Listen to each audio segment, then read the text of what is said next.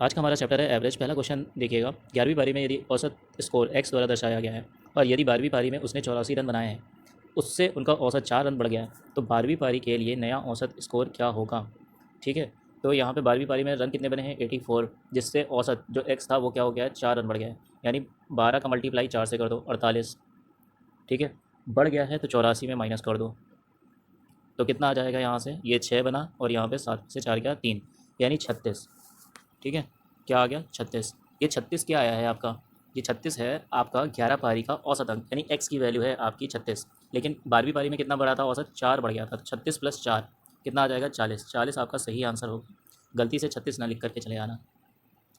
Question number 2, एक match में 7 खिलाड़ियों द्वारा बनाए गए रनों का औसत 63 है।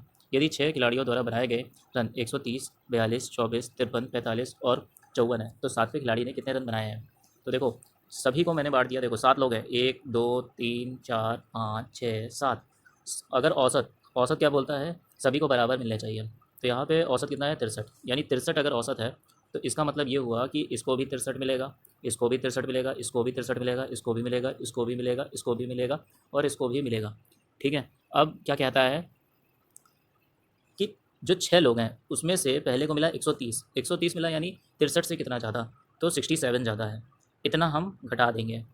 अब दूसरे वाले को मिला 42, यानी 42 63 से कितना कम हो गया 21, तो इतना हम इसको दे देंगे।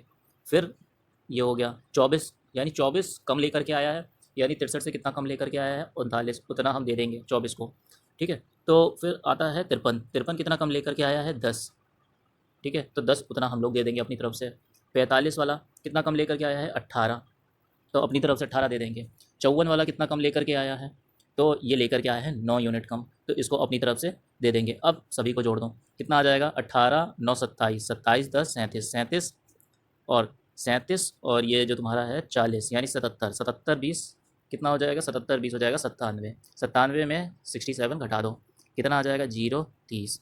पहले वैल्यू कितनी थी 63, यानी 30 और ज़्यादा देनी पड़ेगी क्योंकि ये -67 है और जो कि वैल्यू छोटी है 97 से, तो इतना मुझे देना पड़ जाएगा। 63 तो औसत था ही, लेकिन 30 और ज़्यादा लेकर के आएगा तो कितना हो जाएगा 93। 93 आपका सही आंसर होगा। अगला क्वेश्चन है, प्रथम 15 पूर्ण संख्याओं का औसत बताइए। प्रथम 15 पूर्ण संख्याओं का औसत क्या होगा। ठीक है, प्रथम पूर्ण जो है 15 संख्याएं कहाँ से कहाँ तक हो जाएंगी, 0 से लेकर के 14 तक। ठीक है, और अगर पूर्ण संख्याएं कहा गया है तो इसका औसत निकालने का डायरेक्ट तरीका होता है n-1/2, n-1/2, यानी 15 में से 1 घटा दो और 2 से भाग दे दो, कितना आ जाएगा 7। 7 आपका राइट आंसर हो जाएगा, नहीं तो बेसिक फंडे से करते रहना। यही चीज़ अगर नेचुरल नंबर कहा जाए यानी प्राकृतिक संख्याएं के लिए ये फॉर्मूला बदल जाता है, उसमें आता है n+1/2। चौथा क्वेश्चन, पी और उसके 3 दोस्तों का औसत वजन 55 किलोग्राम है। यदि पी अपने 3 दोस्तों के औसत वजन से 4 किलोग्राम अधिक है तो पी का वजन क्या है। देखो औसत वजन क्या है पी और उसके 3 दोस्तों का, वो है 55। ठीक है, तो दोस्त कितने हैं 3 और पी को मिलाकर के औसत वजन कितना है 55। यहाँ तक समझ में आ गया, लेकिन अगली लाइन में कह रहा है पी अपने तीनों दोस्तों के औसत वजन से 4 अधिक है। ठीक है, ये सारे आंसर पी के दे रखे होंगे, तो 4 कम कर दो, 4 कम कर दो, 4 कम कर दो, 4 कम कर दो, कितना आएगा यहाँ पे 56, यहाँ पे कितना आ जाएगा 50, यहाँ पे कितना आ जाएगा 54, यहाँ पे कितना आ जाएगा 58। अब 3 दोस्त थे तो 3 का मल्टीपल होना चाहिए, ये सारे, ये 3 का मल्टीपल नहीं है, ये 3 का मल्टीपल नहीं है, ये 3 का मल्टीपल है, ये 3 का मल्टीपल नहीं है, तो आपका आंसर क्या हो जाएगा 58 सही हो जाएगा, 58 आंसर हो जाएगा। ये आपका डायरेक्ट तरीका था। ये क्वेश्चन नंबर 5 है। क्वेश्चन नंबर 5 जो है वो आपके होमवर्क के लिए है, आप कमेंट में इसका आंसर देंगे। धन्यवाद।